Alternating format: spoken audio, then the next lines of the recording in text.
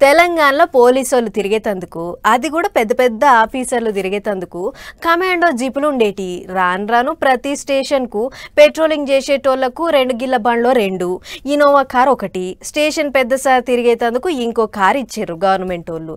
ఇక ఇప్పుడు హైదరాబాద్ పట్టణంలో కొలువులు చేసేటోళ్లకు పెట్రోలింగ్ చేసేతందుకు గివీటిని ఇచ్చిర్రు. రైట్. ఇక ఇప్పటి సంది హైదరాబాద్ పట్టణంలో బండ్లు కార్లు కాదు గుర్రాల మీద ఎక్కి డ్యూటీలు చేస్తారు మన పట్నం పోలీసు వాళ్ళు. పట్నం గోషమాల్ మైదానంలో 6 నెలల సంది గుర్రం స్వారీ శిక్షణ ఇచ్చిర్రు 9 మంది ఆడ పోలీసు వాళ్లకు.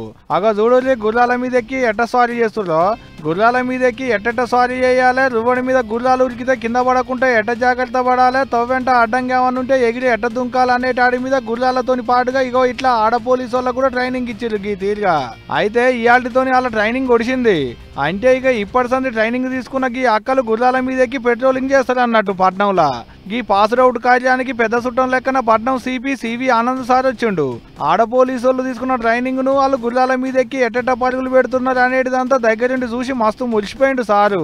దాదాపు 29,000 మంది పోలీస్ సిబ్బంది, 20,000 సిటీ పోలీస్ నుండి 9,000 మంది బయట నుండి వచ్చి ఉన్నారు. 40 గంటల పాటు ఈ కంటిన్యూస్ బందోబస్తు ఉంటుంది. రేపు కేవలము హుస్సేన్ సాగర్ లేక్ లోనే 50,000 విగ్రహాల నిమజ్జనం జరగబోతుంది. హైదరాబాద్ ట్యాంక్ బండ్ మీద గణనాథుల నిమజ్జనాలు అవుతుండే కదా, ఆగోగా ట్యాంక్ బండ్ చుట్టుకి గుర్రాల మీద ఎక్కి తిరుగుకుంటా అంతా అరుచుకుంటారట అక్కలు. ఇది ఒక్కటే కాదు, ఇయాల్టి సంది ఇంకో 12 జాగిలాలకు ట్రైనింగ్ ఇచ్చేటి కార్యాన్ని కూడా సురువు చేసిండు పెద్ద సారు. ఈ అన్ని 3 కేంచి 8 నెలల మధ్యలో వయసున్న కుక్కలేనాట. ఇయాల్టికేంచి వీటికి ట్రైనింగ్ సాల్వ్ చేస్తే ట్రైనింగ్ అయిపోగానే అవి కూడా డ్యూటీలకు ఎక్కి కేసులు దగ్గొడతాయి అన్నట్టు. ఈ జాగిలాల ముచ్చట వీటికి ట్రైనింగ్ ఇచ్చేటి ముచ్చట మస్తు మాటలు చూసినాం కానీ గిట్లా గుర్రాల మీద ఎక్కి పెట్రోలింగ్ చేసుడు వీటితో వీళ్ళకు ట్రైనింగ్ ఇచ్చి డ్యూటీలు చేయించుడు మాత్రం ఇదే తోలుతా మన పట్నంలో.